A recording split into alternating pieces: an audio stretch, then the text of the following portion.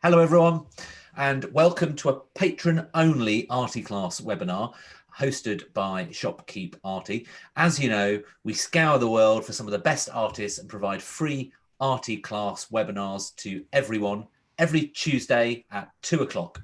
It's watched by hundreds around the world, but on Thursdays, we hold Arty classes for our patrons only. Those of you kind enough to support us in keeping this initiative going. And since it's for patrons only, you're guaranteed a spot on the webinar. So welcome. Feel free to ask a question direct or type it on our Q&A. We're all yours for 45 minutes. Although only patrons can attend this live webinar, we do live stream it on YouTube at the same time, although you can't obviously get as involved in the event, but we do make it accessible on YouTube for our patron-only webinar, Arty class webinars.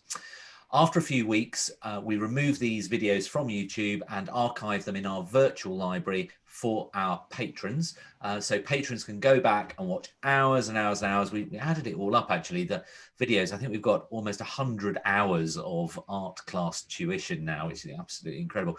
And you can obviously watch them as many times as you like on that platform via the patron dashboard.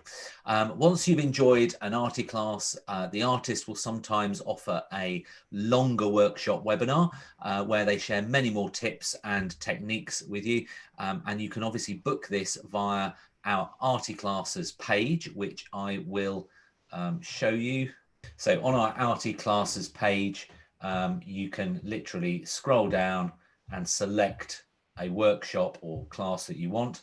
And we have, in fact, if I just refresh that page now, you can see Carole's workshop that's coming up on the 15th of September. So we'll ask her to explain a little bit more about that later.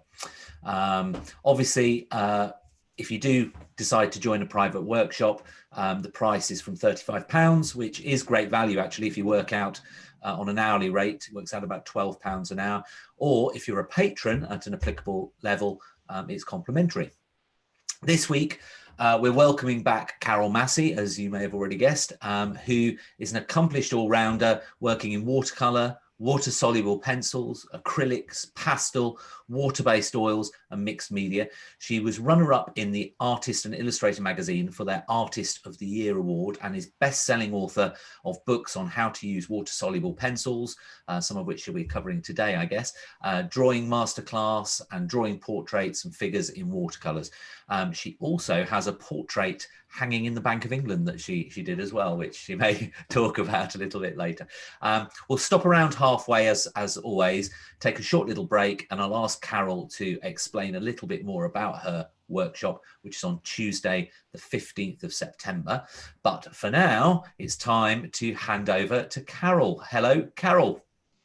Hello, everybody. Nice to be here again with you this afternoon. And welcome, patrons, for this exclusive Arty class. So this afternoon, I'm going to be doing a portrait of some hands. Hands are always a very difficult subject, or should I say challenging subject. And certainly if you're doing a portrait, they can be, they give a lot of clue towards the characters. They can be very interesting to get in a portrait, but even the best artists struggle with them. So I've seen a portrait done of the Queen, and I know the artist was having a lot of trouble with the hands. So I'm going to give you some simple techniques this afternoon to drawing some hands. I've got a photograph here actually of my husband's hands, so he's a very good model for me for portraits and for hands. So I'm going to be using pastel pencils this afternoon. Actually, they're from a set, I'll have a little plug here. John's done his advertising. They're from a special set by Derwent called the Pastel Skin Tones set, and they asked me to select 12 of their range of 72 pastels, especially for drawing portraits. So I'm going to be using some colours out of this set this afternoon. And I'm going to be, I'll just put them here so you can see them. So I think on the list, if I run through them, I put yellow ochre, which is yellow ochre, terracotta, that one, a white, a dark brown, which is called chocolate, And then I've got a Prussian blue and a turquoise, which those two are just put in at the end, but mostly we'll be using those four for the hands. If you haven't got pastel pencils and you still want to paint along, as it were, you're very welcome to do the portrait in just ordinary graphite pencil, or in charcoal as well. And I'll show you an example of that a little bit further along when we get started. So they are complicated, aren't they, hands? They can end up looking like bunches of bananas if we're not careful. So they do, and actually the likes of Disney and everything, they always do a cop out and put everybody with four fingers, don't they? Have three, don't they? Have three or yeah, three, one thumb and three fingers, I think, instead of four fingers. Yes, because they really look like a bunch of bananas if you get them wrong. So let's start by, over my photograph here, I'm going to just put a piece of tracing paper, and I'm just going to sort of, anything that helps us analyse what's going on and to simplify the process, whether it's hands or whether it's a face or whether it's a figure, whatever you're doing that can help the process. Hopefully you can still see the hands through there. But let's just look at, if you like, the planes of the hand and the different directions, rather than worry about individual fingers, which is something that people start to do. They draw the fingers one by one, and then that's why we end up looking like a clump. So let's look along the line of the knuckles at the top here, over here, and this flat plane, if you like, at the top of the hand, going into the curve of the wrist. And this is good to see the curve of the wrist, because there's a cuff there which is showing that it's fairly rounded at the sides but flattish at the top of the wrist. Let's just take that back and finish that plane there. And of course that plane has got a depth to it. Let's just come round there. So we've got the, if you like, the knuckle for the first finger and the knuckle for the little finger. That might sort of curve a little bit rather than be straight, but so there's a plane, if you like, a flat plane almost at the top of the hand there. Then coming down, if you like, into the bend of the fingers. Again, draw a line round here. This little finger is extended over here, so let's bring it round there. So we've sort of got that line there. In the reference, I'm sorry, it is a little bit difficult to see the fingers as they're going into sort of shadow at the bottom, but they just more or less follow that pattern. Obviously, there's the muscle to the thumb here and the thumb coming out. Let's just draw the thumb in roughly, and the other side of the finger here, and then going into the hand that's underneath. Let's start at the top here with the wrist, again flattish across there, rounded at the sides, so the wrist going in here, and then coming through to this side, again corresponding to this, which is at his left hand, the right hand, got this circular line around the knuckles, and then into the fingers. Let's just separate that one and just separate that little finger there. So even if we just take that and look at that, you've got the feeling of a pair of hands without doing any more than that. And if you were doing hands, if you like, from a distance without much detail, as long as you show the different planes of light there, you've got the, if you like, the form of a pair of hands. But obviously we need to go into a little bit more detail than that. Let's put that to one side and actually start on a piece of paper. I'm working on a bit of pastel paper. I don't know whether you can see, it's slightly bluey grey. It might not show up very well on the camera, but it's slightly bluey grey. And if you buy pastel paper, it does tend to have two sides. I'll just show you this with a thicker pastel. So we've got a smooth side, so the pastel will go in and sort of fairly flat there, and then the other side is much more of a, let's put that in the middle so you can see it better, much more of a honeycomb side. Let's bring that up a little bit. You can see the pattern, the texture in it, as opposed to the smoother side. So for this exercise, it wouldn't really matter which side you're using, but sometimes if you want a lot of detail, it's better to use the smooth side. And on the whole, I tend to use the smooth side. So let's repeat what we've done here, tracing over our photograph. Let's actually just start to draw on the piece of paper. So I'm going to use my terracotta pencil, the sort of mid-brown one.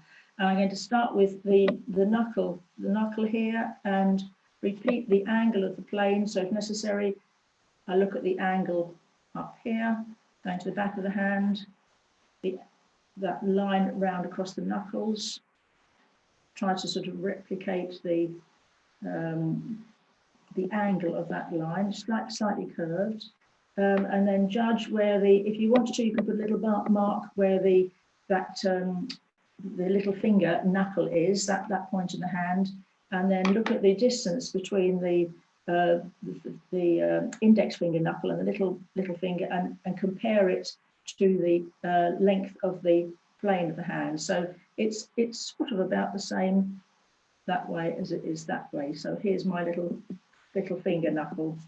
Then look at the angle coming down of the fingers, this sort of angle, and we need to then sort of judge and see how long the actual finger is until the knuckle. How does that compare to this line here? Or let's just have a look at it. Let's put a dot on here so we know where we're aiming for. So we're going to judge the distance from the knuckle. It's difficult, isn't it? These are knuckles here, and then these are knuckles here. So we've got the knuckle on the top of the hand and the knuckle in the fingers. So let's measure that distance, and again compare it to the line that we've already got in, and it's about 3/4 that length. So let's replicate that on my drawing and say the bend is going to be round about here. So at this point here, the bend in the finger will occur. And again, maybe look at that angle, see what that's coming down as. So it's all a question of measuring and looking at the angles so far anyhow.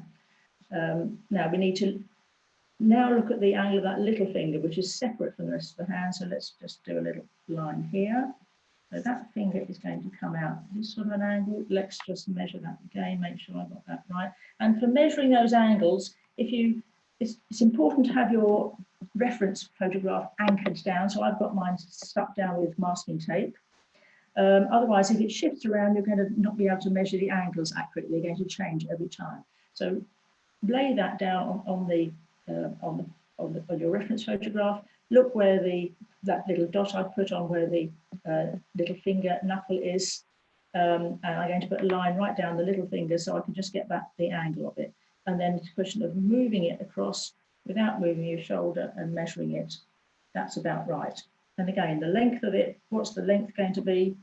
Let's have a look and see that.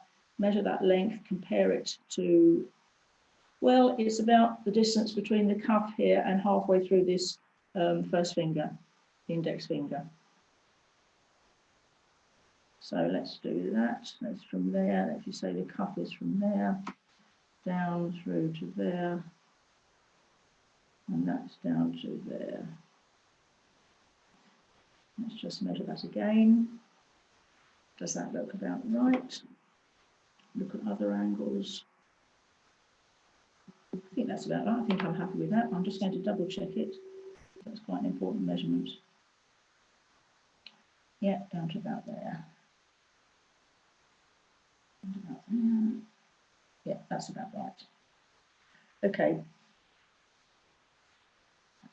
And we know that if you like, the bend in this finger is not quite on the line here. If we go back to our original, we put over the photograph, the little finger knuckle was quite a bit higher. So the little finger knuckle is going to be, by comparison, about halfway between our dot here on the knuckle and the end of the finger. So if you like, the bend in the finger is going to be around about there. Okay, so we need to complete our top plane, going from the point here back to the wrist. Back to the wrist, again, measure that here, back to here. And then if we, there's a little bit of depth to the side of the hand, which is going to go back around here. I'm not going to put that in exactly yet because I need to get these other fingers in before I decide on that and get this line across the top here. What haven't we got in yet? We haven't got these ones that are disappearing into the shadows, so they're going to come down probably at this sort of angle here. those are going to go down there. And let's now get in the other hand and the wrist. Before we do that, we need to put the thumb in, don't we? So here's the thumb, here's the muscle for the thumb, the side of the hand. And how far is the thumb coming out? Maybe measure the angle from the thumb to this finger. This is going to be go to that finger there, and then the thumb is going to, we can perhaps look at that little negative space in there and draw the thumb in there. Again, these drawing in pastel, if anything doesn't look right, you can smudge it out with your finger or get a rubber and rub a little bit out and reposition things. So all is not lost if things don't look quite right. The idea is to get something down there and then we can tailor it afterwards. Is that showing up enough on the screen, John? Yes, yeah, I think it's fine. Yeah, good. If anybody's got any questions, by all means, please ask. Anybody got any questions so far? Put your hand up and I'll invite you in and you can have a chat. Anything about body parts? Is everybody happy with that hand so far? If I don't hear any yells, I'll carry on. Exactly. So now I'm going to just start by putting in the wrist here and looking at what point it sort of, if you like, meets the thumb. So I think I'm happy with that. It very much goes into shadow on the other side. So one tends to read just that as the width of the wrist, but actually there's actually shadow to the wrist. So the width of the wrist is actually about here. So it's sort of halfway through the thumb, round about there. And let's just put in the line of the cuff, which comes up towards the end of the thumb there. And probably something like that. So let's follow that through. So we've got coming over now to, I'm going to start with, I think I'm going to start with this thumb and sort of position it. Here's my knuckle here, maybe coming across here. Look at that angle, maybe coming across there. That might need to be a little bit thicker there, but I think we've started round about there. Okay, let's go back to our little finger. So this is more or less the central line here coming through the little finger. Let's just do a little bit of, just put the shape of the little finger in here, coming up and round. And so now having got that in, we can now position this little finger down here.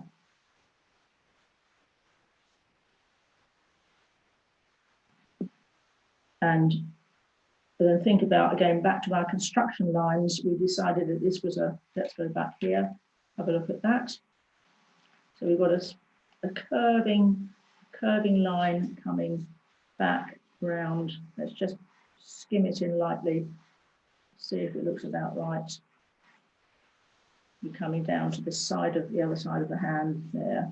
So looking at that space there, does that look about right? I think so. And then coming down, we've got a little bit of a gap between these fingers and shorter little finger here, longer third finger.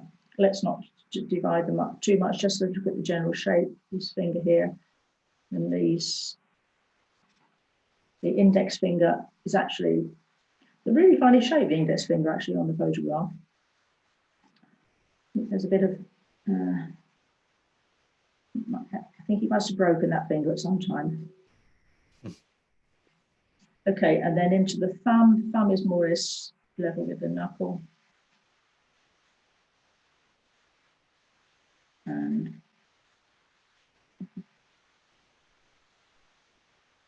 need to have a little bit more wrist. So when you're drawing hands in other guises, in other positions in the past and in the future, do you typically take one reference point like you've done with the little finger knuckle there? Yeah. You do, and is it always the same place, or do you find different places? It depends. It depends on the position of the hands, really. You know what's happening with them, where they are. But it's obviously this is a point that is easy to pick out. It's fairly central to the to this composition. It's got a bit of light on it as well. So and it's the top plane. So I suppose I would generally start, if you can see the top plane, you start with the top plane. If this plane is more prominent, you would start with that plane. But the idea is to get the general form and direction of the hands rather than start doing individual fingers first. Yeah, yeah. Does that make sense? Yeah, no, it does. Oh, that's interesting. Yeah. But you know, the rules that we're applying to this drawing apply, if you like, to any drawing that you do. It's not just to hands. If you were to do a face, or you were to do a figure, you would try and simplify the figure into figure, for example. You would try and simplify the figure into planes and cylinders and cubes, and just so that because obviously the nuances of the human form are quite difficult to draw just drawing off the cuff, as it were, particularly for a beginner. The best way is to try and simplify things. And so that becomes, the more drawing you do, even though you might not analyze it in this way, it's a process that you go through, even if you go through just in your mind, as it were. So everybody would do the same thing. Anybody who's had a sort of classical training with drawing would follow these steps, and they're quite logical as well. It's not something magical. It's quite logical, measuring in angles. So it's something that hopefully anybody can do, and hopefully all of you out there are having a go and having a little bit of success at it, I hope. So if you're not and it's going wrong, then do ask me some questions. So then what I want to do now is give a little bit more form. Obviously, get these fingers in. We've got an indication of those. Get these fingers in, and then add a little bit of light and shade. So let's get these fingers in, a bit more detail. So I'm a bit happy with the drawing, and then maybe we can have a little break when we're ready. Okay, so I'm going to go back now to, let's just have a little look at the thumb. I think that thumb's, I'm happy with the thumb. We need to get the fingers in here. So the first finger against the second finger is slightly narrower here and slightly wider across here. And if you like, the division between the fingers, if we're looking at this, the line of the knuckles, the division between the fingers, just rub that out, that's a bit too high, is probably about here, goes up no higher than that. So let's just draw in that finger there. This finger is almost disappearing into shadow. I can't really see that one at all. And this finger moving over here. Again, judging the width of this one, I'm just going to put this one in lightly, coming down around here. This one is sort of standing out a little bit more. That one, I can actually see that one a bit better. It's sort of almost in perspective. That one is sort of foreshortened, so it's going into quite a small form there, much smaller than you think a finger would be actually. Up here now we've got a sort of a nice division between this third finger and the little finger. Going back to my point of reference here, I'm just judging how far that is from this sort of like a valley here almost. So the division between the two fingers coming into the shape. We've got this sort of more of a rounded shape around the knuckle here, thinning off a little bit, and here. We could just indicate the nail a little bit. It just gives a little bit more definition to the form. Okay, just move into these fingers. A curve here in down here, and then rounded at the end, and again the shape of the nail and the direction of the nail. Let's check this distance here. I think I should have left a little bit more gap there. So this negative space in here is a bit wider. I'll shift that line over a little bit. And these fingers, there's a little bit of a gap. I can just see excuse me. I can just see the gap between these fingers a little bit. Again, the knuckles are coming out a little bit sort of fatter across here than this distance between the upper finger. Again, where are the fingers dividing one from the next one? Up to about here. This one round about here. And coming in. Okay, let's just do the shape of these now before we go any further. So this one coming around here. This one is quite curved here. Again, it's going a bit because it's sort of disappearing around the knee. It's in perspective a bit there. This one, I can't see the nail at all.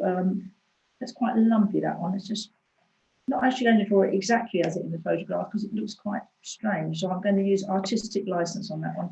There's the thumb. So coming back up and just redrawing this, like the palm of the hand or heel of the hand into the cuff. Cuff standing out a little bit from the wrist. The turn of the curve is at this point, and then it's coming up round and underneath the hand and back there. Okay, so look at that and see if it looks okay. We've got a little bit. We can just see something under here. Just see that finger coming through there. I think that's more or less all right. So I think it's really a question of putting a little bit of light and shade in there now. Is everybody happy? Is everybody happy with that? Any questions from anybody so far? You're all very quiet out there today. Oh, they are. I'm interested to know whether they're drawing your reference picture or whether they're drawing their own hand or. Yeah. Yes. Well, I'd be interested to know that too. Have a little think while we'll take a little break now to talk about Carole's upcoming workshop, but have a think about any sort of particular technical or other questions relating to hands or maybe or feet even, things like that are quite difficult to draw. I think it'd be really interesting to pick Carole's brains because she's how many portraits would you say you've drawn in your life, Carole? Oh, gosh. Hundreds and hundreds, hundreds and hundreds. I know, it's amazing. You've done celebrities. I've just sent them off to America, actually. Oh, really? Yes, Wisconsin. I hope it's not to the area where Mr. Trump's just visited, but yeah, no, I passed a portrait actually. Oh, right. Off to America, yes, and I've got another one. I'm going to just start with some children, so I'm just waiting. Right. Reference for that. No, hundreds and hundreds of portrait, quite a lot from life because I do portrait workshops various places. You can find up on my website. But probably the majority from photographs. I take my own photographs if I can and work for my own photographs. Not always possible, but I can. So oh no, that's I just say my new book's coming out. You mentioned my books. I have got a new portrait book coming out. A guide for the absolute beginner. Which will be published by Search Press in February. A very comprehensive guide using pastel pencils, pencil, charcoal, and lots of different media for that one, dry media. So that'll be out in February. So a really good reference. Pages. How many? It's kept me very busy during lockdown. How many pages was it, did you say? 144. Wow, 144.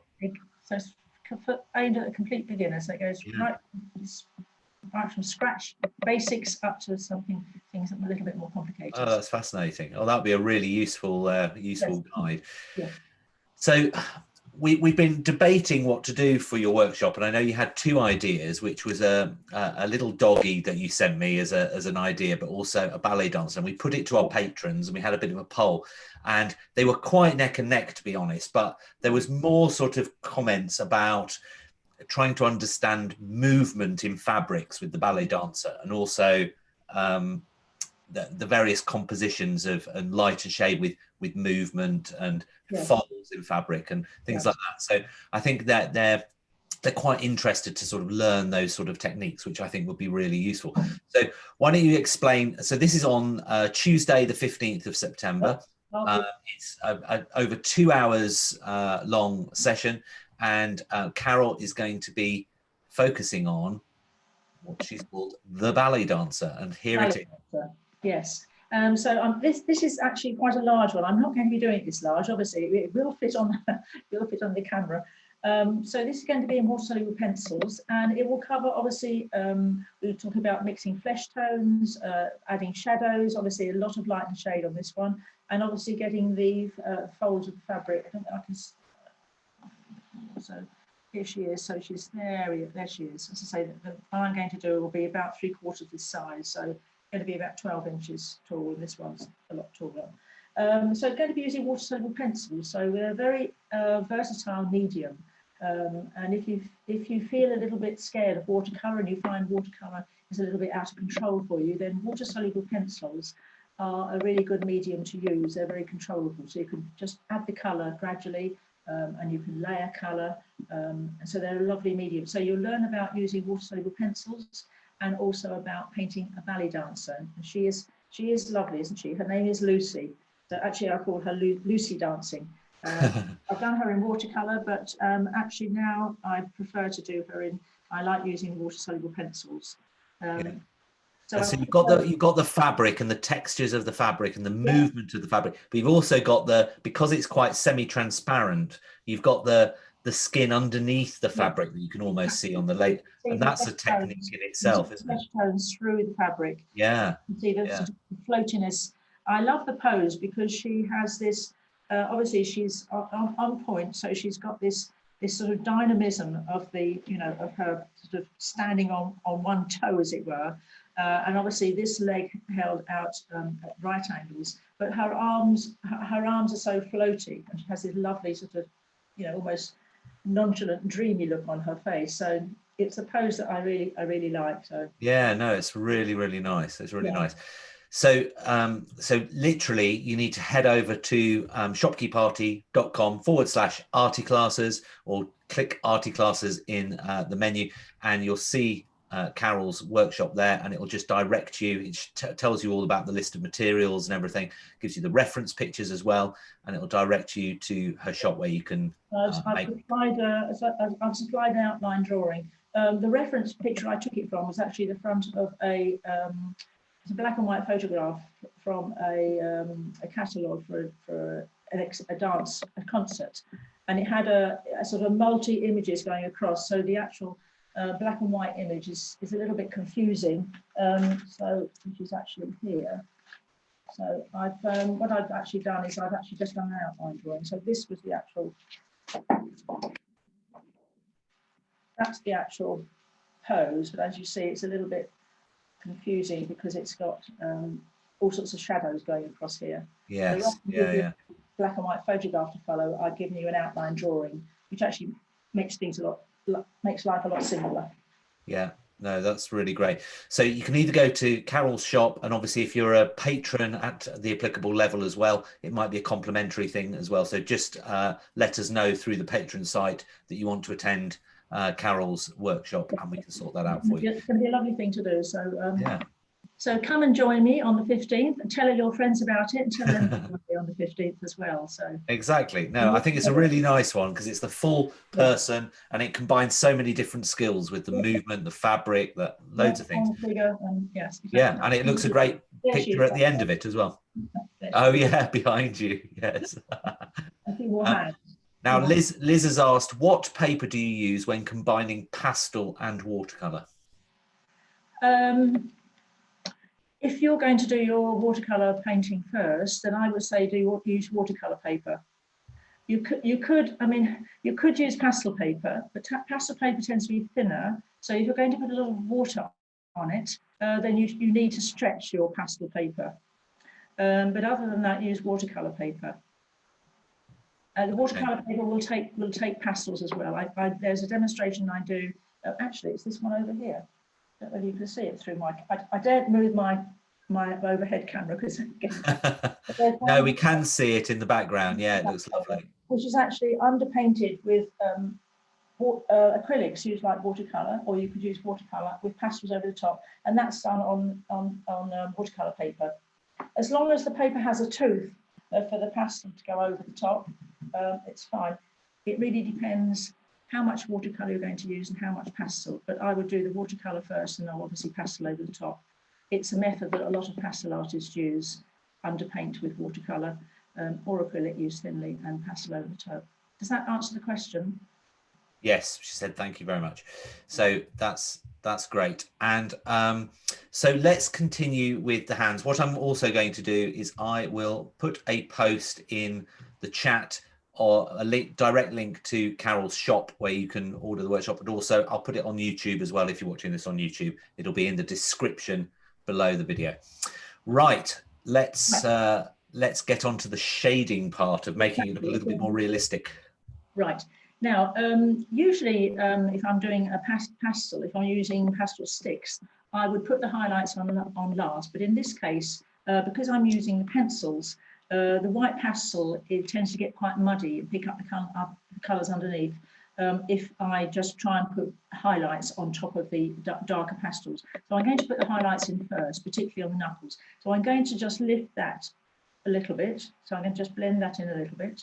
Or if you don't want to keep using your fingers, you could actually just lift it a little bit with a rubber or eraser. Let's just take that away a little bit as well. And I'm going to look at my highlights on my knuckles, which are across here. This finger has a particularly light highlight on it. The third finger also does, and the little finger, I'm going to have to lift that a little bit there. Also there, and the little finger has one here. And while I've got white in my hand, a little bit of white here, a little bit of white across the top of the thumb, and then down to the knuckles, just a little bit of highlight here and there, particularly this side of this finger here, that's catching the light. And let's just take a little bit of my structure lines out and just put a few highlights in down here. Then down to this little finger, down on the knuckle. Just these a little bit. The nails are tending to be a little bit lighter in tone. Anywhere you see it's getting a little bit lighter, just put a little bit of white in across this thumb here. And down the side of the hand here to start with. We can always add a few highlights, but these are just general highlights. Okay, I'm going to switch now to my chocolate, my dark brown pencil. It doesn't have to be chocolate, it could be umber, or I mean, it could even be black if you haven't got a dark brown, and start putting some shading in and get a little bit more definition to some of my drawn lines. So let's go in here and put a little bit of shading in here across the wrist. Now I tend to use my fingers to blend, but sometimes in a small area, and some people don't like getting their fingers too messy. You might want to use something, this is called a stump or torchon. They come in different sizes. They're tightly rolled paper shaped to a point at the top. They do tend to get a little bit dirty. You can see that one is a little bit dirty. You can see dirty both ends. So if you've got a little bit of sandpaper, you can just clean up the ends on a bit of sandpaper.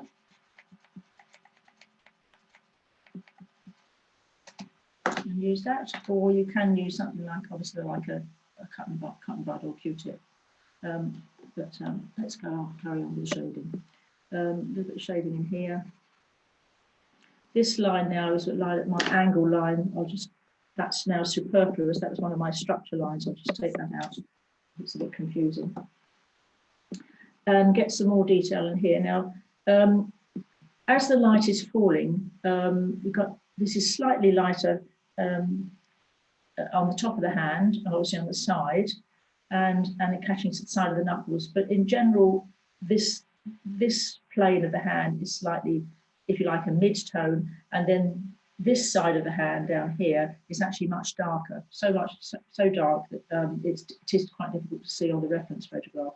So let's just get some shading in you know, general shading first of all. Let's just shade that in a little bit there. And just darken up between the fingers a little bit. And not forgetting, we mustn't lose our ends of the fingers. So one finger against another will have a lighter edge here and a darker edge where the shadow is pushing across that finger. There's a little tiny fly here that keeps falling across my. I've got the French windows open, so the wildlife's coming in.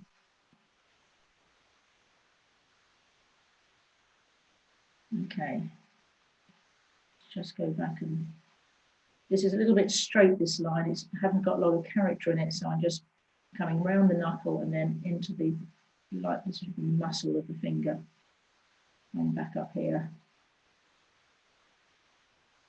Just strengthen that line a little bit. So I'm sort of using the brown. So my mid brown was, if you like, used as my sketching, and I'm sort of confirming the lines and adding shading with this darker brown. That's quite dark, that finger under there, and particularly in there. The advantage of using this mid-tone greyish paper is that, of course, you can add your darks, but obviously you can also add your lights, but you can use the actual sort of tone of the paper, the colour of the paper, as a sort of a light to mid-tone as well, which is quite useful. That side of the little finger is in shadow, and that needs to be a bit shaded in there as well, without losing the shape.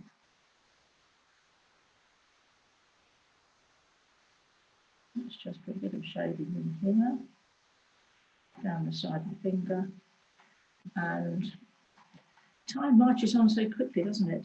Let's get the knuckles on. Have you forgotten already, Carole, at the time? Oh gosh, I better put some colour as well in. Let's get some speed on with this.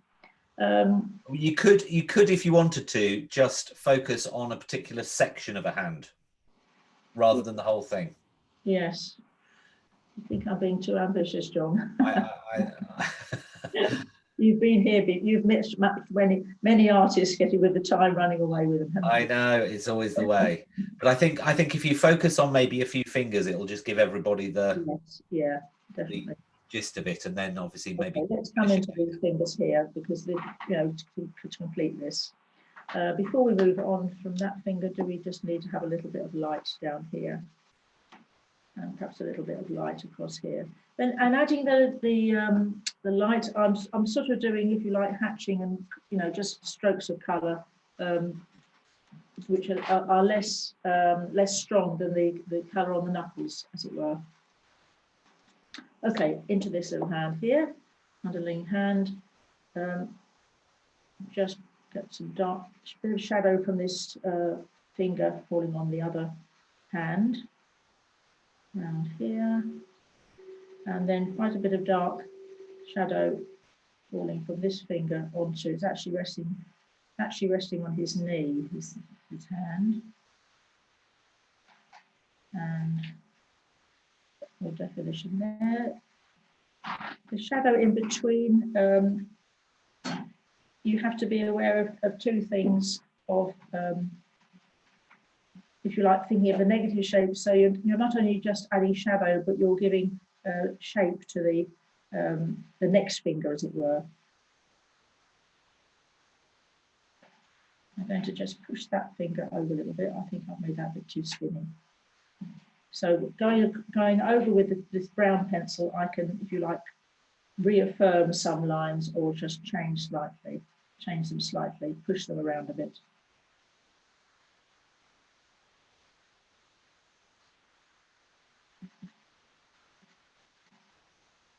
A bit of shadow across here, a bit of shadow across here, and up here.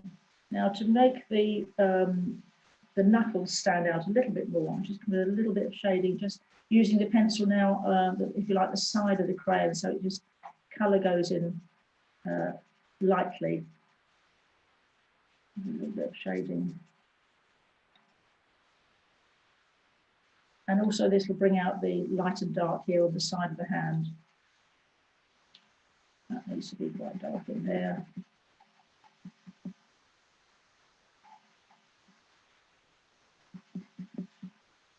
Sometimes you look at a photograph, particularly a photograph, because it knocks out, as around here, it knocks out a lot of the detail and shadow. And you think that looks really quite strange there. It makes his wrist look really a little bit odd. So if necessary, you know, alter it to make it look a bit more what you think is lifelike. Shading here. Just blend that in a little bit. Now I haven't used my ochre yet. I think you could use a little bit of ochre. Is that showing up? Across there. It is a bit, yeah. Just gives a little bit more feeling of sort of warmth to the hands. This is a blue-grey, so and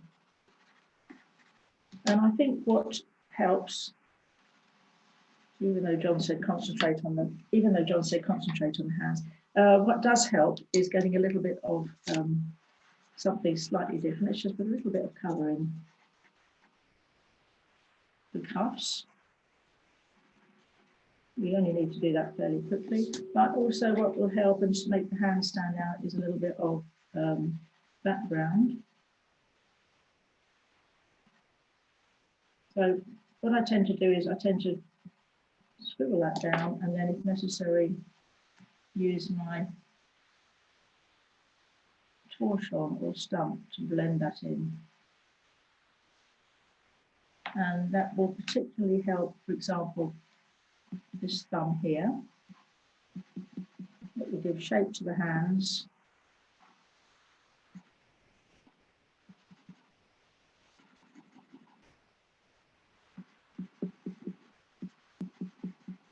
But this just needs to be fairly soft. You can get the character of the pastel in your marks and your shading on the hands.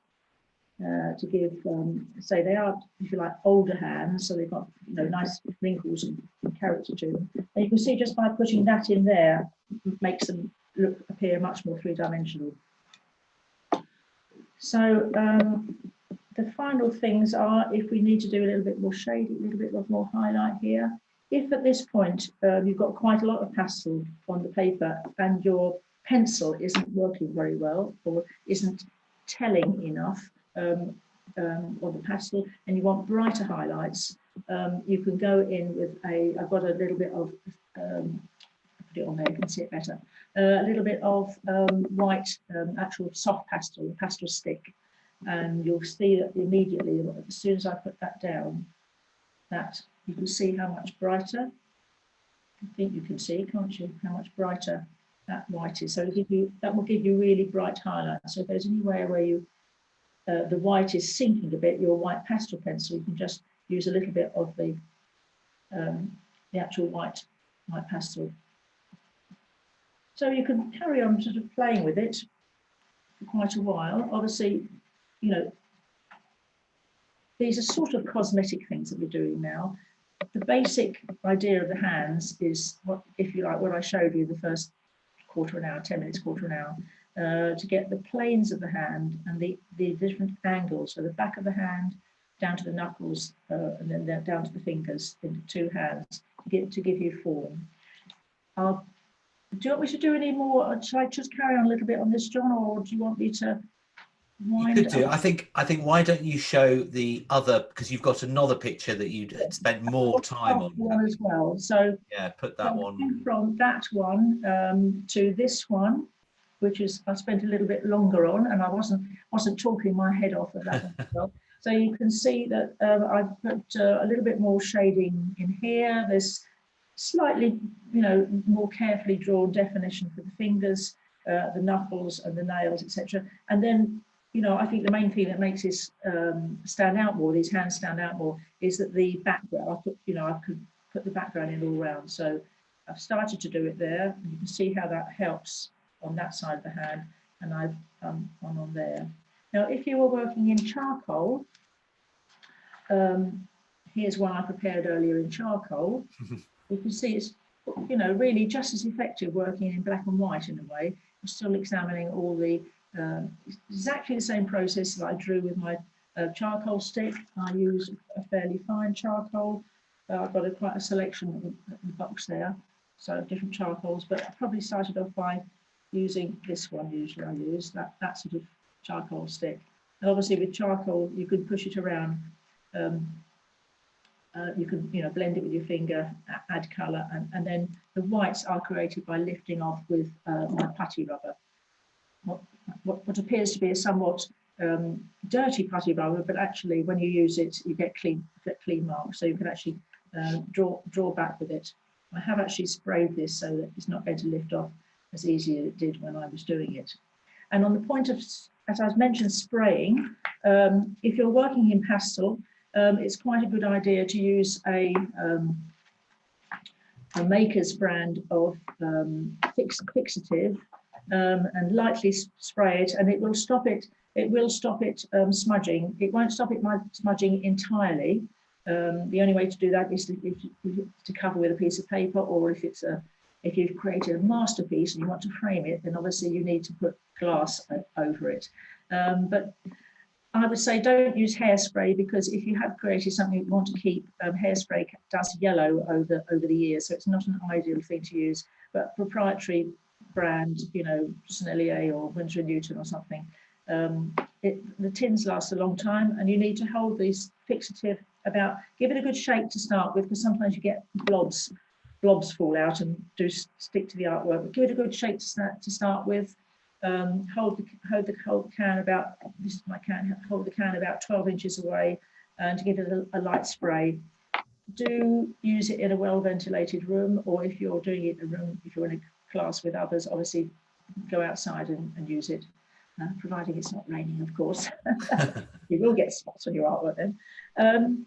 So pastel, I think, is a nice medium to use. It's introduced a little bit of colour without actually having to worry about the full range of the whole aspect of the whole hues, worrying about which flesh tone to use and which colours. So it's giving you a little hint of colour, and it's a very good exercise, and one that I can thoroughly recommend to you. So yes, and it looks, these hands that you've had more time on, there's a real kind of glow, isn't there, from them? And yes, yeah. Which is probably I spent, they probably took me an hour, without the chatting in between, sort of thing. So yes, they haven't taken me hours and hours and hours. Basically, it's quite an effective method of working. Yeah, no, that's brilliant, and it's been a really, really useful, and hopefully you found that an invaluable class today to demystify the drawing, sketching, painting, shading of hands.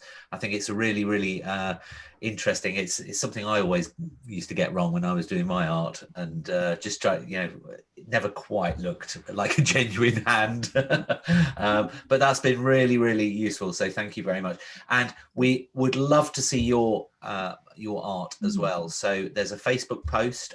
If you're on YouTube, there's the Facebook link in the description. And if you're watching here on the webinar, you can go to Arty classes on the Shopkeep Arty website, click on Carole's Arty class, this one, and it's got the Facebook link there as well. Or just visit Facebook and type in Shopkeep Arty and you'll find the post there. Put your picture there, show us what you've done. It'll be really fascinating to see all the different hands or whatever you've decided to focus on this afternoon. And we hope that you can join us at Carole's workshop, because I think it's going to be a really, really interesting and educational session, and it's going to be a really, really going to be focused on lots of different techniques, really, with that, aren't we, Carole? You'll learn a lot and end up with a lovely, lovely painting of a ballet dancer. Yeah, exactly. It'll be fantastic. It's very nice to give away as a present, or maybe card out of. Yeah, very saleable ballet dancers. Yeah, no, they are. They're always the things that when you go into an art gallery, they've always got at least one ballet dancer somewhere, or a group of ballet dancers in a room. So thank you very much for attending our patron only class. Obviously, if you do become a patron, if you're watching this on YouTube at the moment, if you do decide to become a patron, you can have access to this in the future when in our archived library. And you can even unlock loads of other rewards and things like that, because we just have decided to try and reward you for helping us create and continue our free Arty classes on a Tuesday. So thank you very much. Susie Smith says, really helpful, Carole. Thank you very much. That was great. Good. We've had a lot. I think everybody's really enjoyed it. So it's been fantastic. And you know, who knows, next time we might focus on another area of because there's lots of different challenges with bodies, isn't there? There's so many different. Yeah, lots. I can do lots on figures. Mm-hmm. Yeah. No, it's amazing. Oh, that dog! Don't forget that dog. Oh, and that dog. Yeah, the dog was very cute. So until next time, which I think actually is on Tuesday, our free Arty class, and we're joined by Randy Hale, who is a very popular artist, I believe, in America. He's a watercolor artist based in Colorado. So I think it's some ridiculous time for him in the morning, but he said he gets up at about 5 a.m. So I think it's a 7 a.m. Wow. off for him for the Arty class. But anyway, so that should be fun.